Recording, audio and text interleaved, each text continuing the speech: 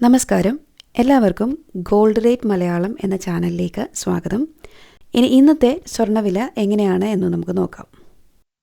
ഇന്ന് 2/4/2026 ഉച്ചയ്ക്ക് ശേഷം വീണ്ടും സ്വർണ്ണവില കുറഞ്ഞിരിക്കുകയാണ്. 24 ക്യാരറ്റ് സ്വർണം ഗ്രാമിന് 14,866, പവന് 1,18,928, പവന് 2,200 രൂപ കുറഞ്ഞിട്ടുണ്ട്.